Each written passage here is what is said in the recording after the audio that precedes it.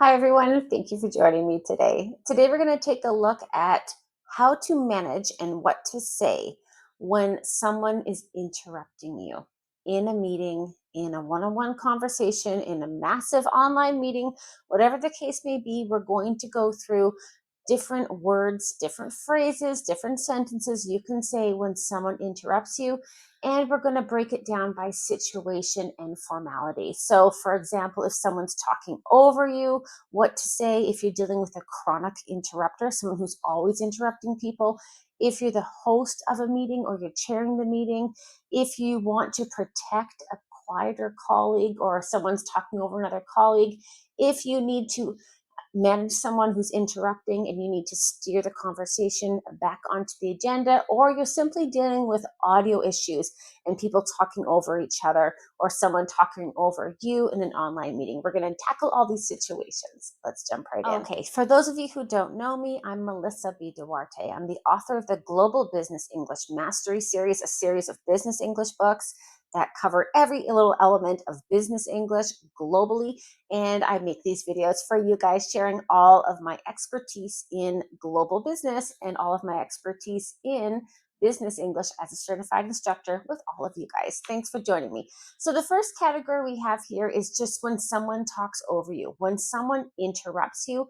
What can you do? Depending on the situation, what can you say here? So first of all, you want to kind of finish and then invite. So if someone interrupts you, just say, I'll finish in 20 seconds and then I'd be happy to hear your view.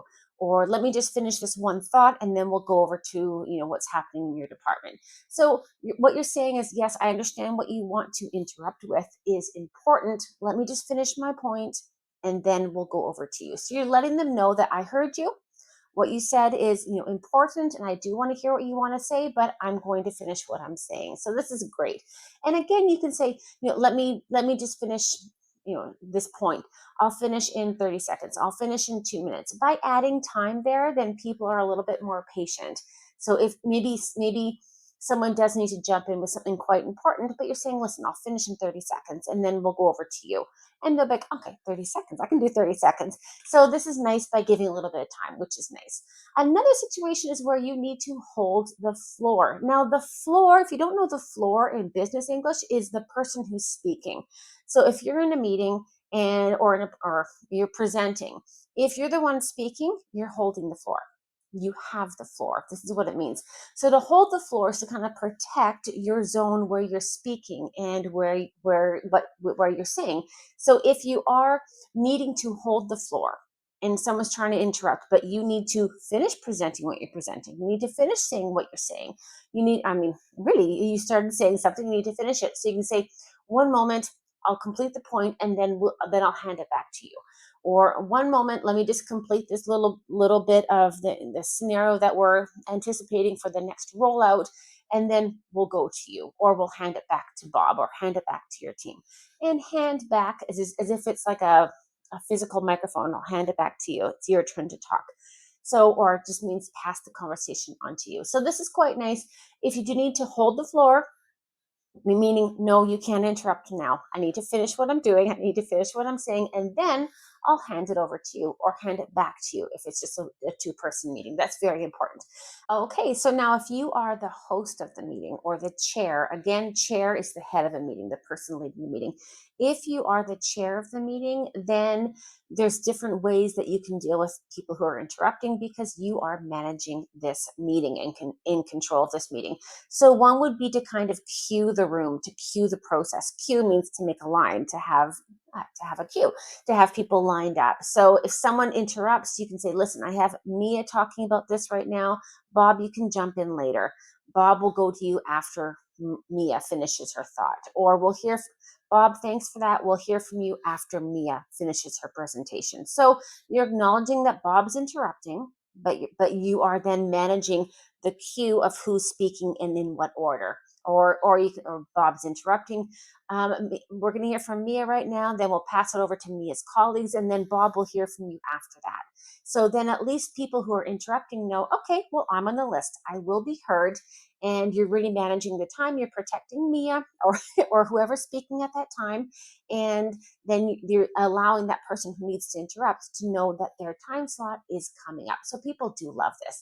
The next one is kind of understanding as giving understanding of time and reference for this. So, for example, if someone interrupts in a meeting and you're chairing the meeting and they're interrupting other people, you can say, you know, yeah, bring in your thoughts on this one, Mary, but please keep it to 30 seconds. So if you do have, you're chairing the meeting, so you need to manage the time. That's one of your jobs as a chair of a meeting. So if someone is interrupting and jumping in, then you can just say, someone asked to interrupt, someone asked to jump in politely. So you do want to give them that time, but you do need to manage time from your end, being the chair. You can say, "Yep, no problem, Maria. Come on into this, but please keep it to 30 seconds." Or let's open the floor to everyone. 30 seconds. And so if this is an online meeting, people do have a clock right in front of them. If this is an in-person meeting, 30 seconds could go into a minute, could go into a minute and a half. So careful there. But if it is an online meeting, people tend to respect that kind of timeline restriction a lot more. And another one would be to park it and return to it. Just like you park your car, do what you need to do, and come back to your car, the exact same thing. So if someone does interrupt and you are the chair, so which means you have an agenda for the meeting, you know what you need to talk about. So if someone interrupts to bring in a topic which is not on the agenda of the meeting, you can say, great idea, but we're going to park side issues until the end if we have time. Great input. Thanks for bringing that up. This is not on the agenda today. Let's park it and come back to it. Send me an email, pop it in the chat, and we'll circle back to it next meeting or in a private discussion or at the end of the meeting. These next ones are when you need to steer the topic and the meeting back to the main point, the main agenda. So just like in a car, you'd hold the steering wheel. That wheel in the car is called the steering wheel, and you steer. This is how you direct things. So to steer something back on topic means you've gone off topic and you have to move it back to the topic. So these are different situations where you can say something when someone interrupts and you need to acknowledge their interruption, but get back on track. You don't have time to engage with their interruption or whatever the case may be. You have a set timeline, you have a set topic, a set agenda, and you need to bring it right back on the agenda. So the first one would be kind of like an agenda anchor. An anchor is what you throw off a ship to make sure the ship does not float away in the water. So someone says something, maybe you're talking about a budget timeline, when you're going to finalize or secure the budget, and someone interrupts with something different that's not on the agenda. It's not relevant. So you just say, thank you for that, bringing us back to the agenda, bringing us back to the budget, bringing us back to talking about the timeline for the budget. So all you just do is say thank you, and then repeat what you're doing. So bringing us back to, let's get back to.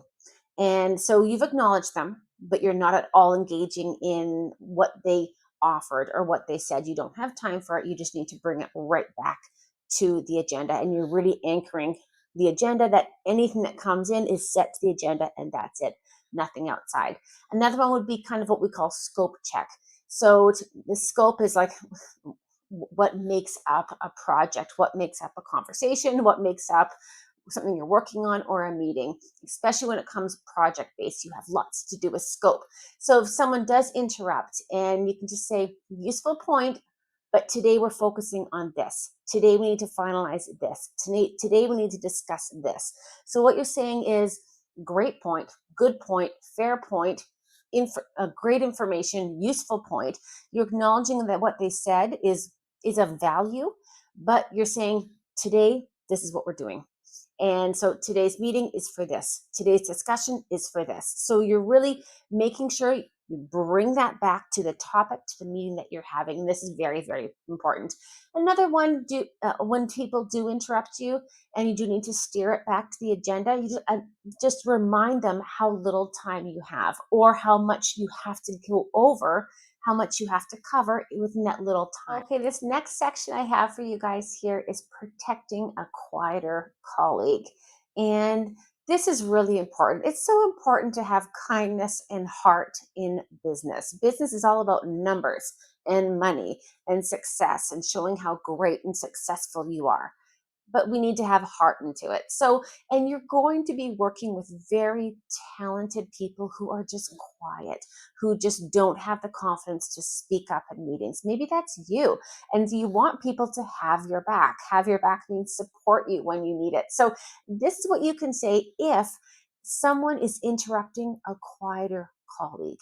So, a quieter colleague finally opens up, or they're presenting, and you know this person's shy, or they're quieter, or they're outside their comfort zone, and someone's interrupting them.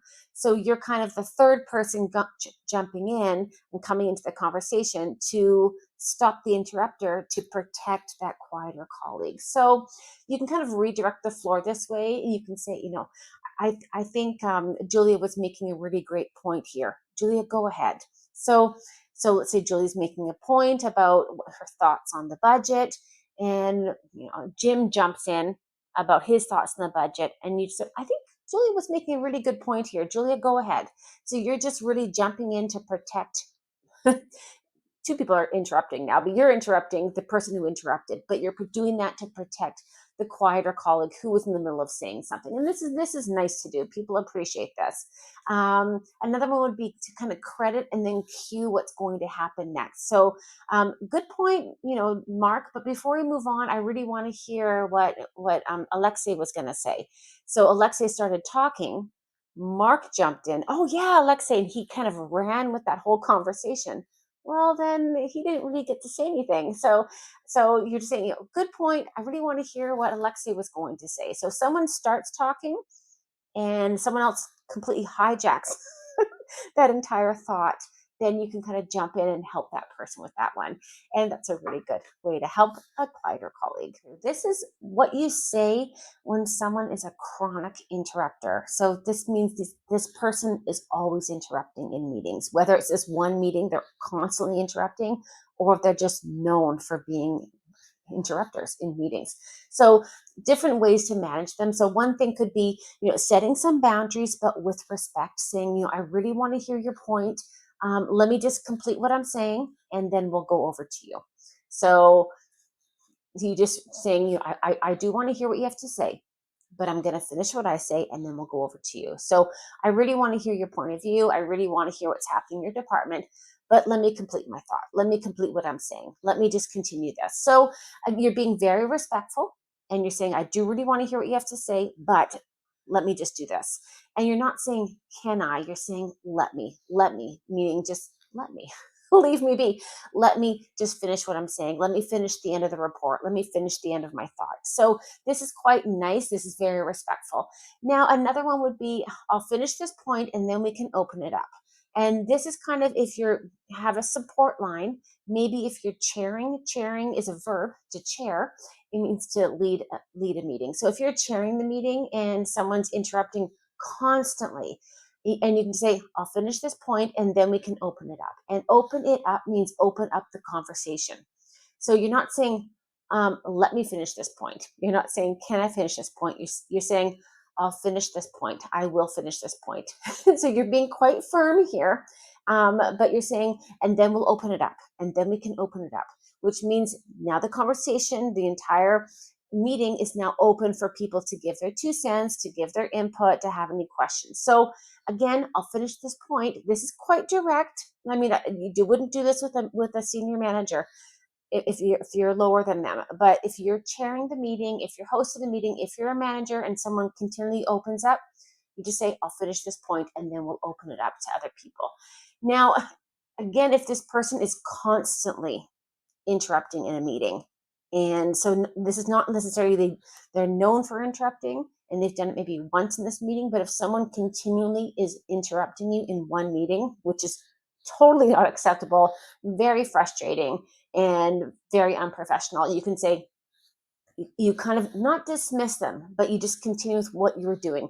As I was saying, client needs A and B, and then we'll move on to this. And you're really not even acknowledging that they have something to say. And this, you'd only say this if they've interrupted multiple times.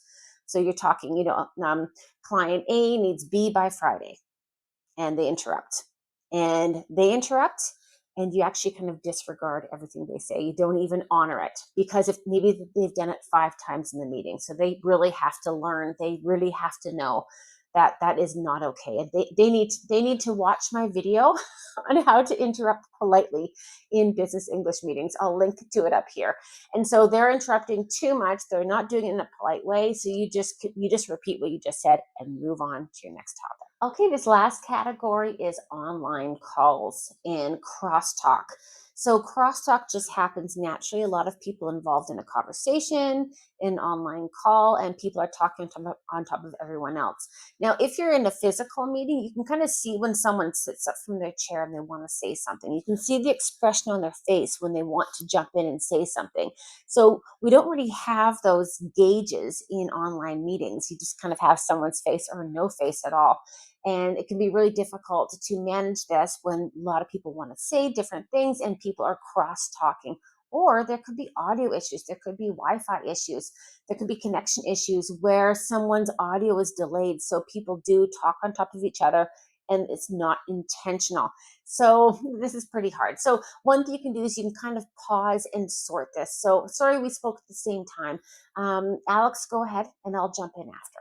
Or sorry, we spoke at the same time. Let me just finish my thought and then we'll go over to you. So you're acknowledging the fact that you spoke at the same time and you're not really saying why. It could have been a connection issue. It could have been because you didn't know someone was going to speak. Someone thought you were done. Maybe you had a pause and you wanted to jump in. And the moment they jumped in, you started talking again. This happens. I mean, this doesn't mean people are rude. These things happen.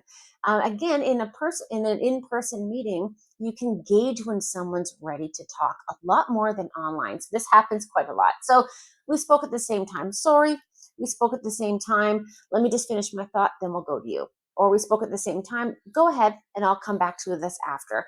So this is totally fine. This happens quite often. And again, you can mute politely. You can just say, there's a little bit of background noise on my side. I'll mute, and then I'll come in when you're done. So what you're saying is maybe you wanted to say something, and someone else interrupted you, and then you can say, then you realize, okay, let them go with what they're going, and you can come back and say, listen, I'll mute and I'll come back in, which just means I'm going to mute, I'm going to listen to you, but they do know when they're done it's your turn to talk. So this is quite nice. So you're speaking, someone interrupts you, and you can say, okay, there's a little bit of background noise on my side. The background noise was them. Okay, but you're allowing them then to interrupt. I'll mute and I'll come back to it afterwards. So this is quite nice, and it allows someone to know that they can now enter the floor, they can now speak, and you'll come back after them. And when you use mute, there's going to be a lot less interruptions, which is great. Oh, and of course, in an online meeting, that beautiful raise your hand rule is fantastic. Raise your hand and then jump in when you want. Now you can tell people to raise their hand. This is a rule. And anyone, if people are jumping in, interrupting, hey guys, let's just use the raise hand button, and then we'll make sure we circled everyone in orderly fashion. We'll make sure, and we can queue everybody up. So if people are interrupting, could we please use the raise hand symbol so we're not talking over each other? Could we please use the raise hand so we can line up who's going to speak next? Or someone interrupts. Jennifer, thanks so much for that. Can you use we're going to continue with Alex here. Can you use your raise hand? And then we'll come back to you afterwards. Okay, we did it. We've gone through how to manage when people interrupt you in meetings, in business English, and hopefully you've learned lots of useful phrases and tips here. Thank you so much for joining me. If you did enjoy this video, I encourage you to like and subscribe to my channel. It helps me grow here on YouTube. Thank you so much.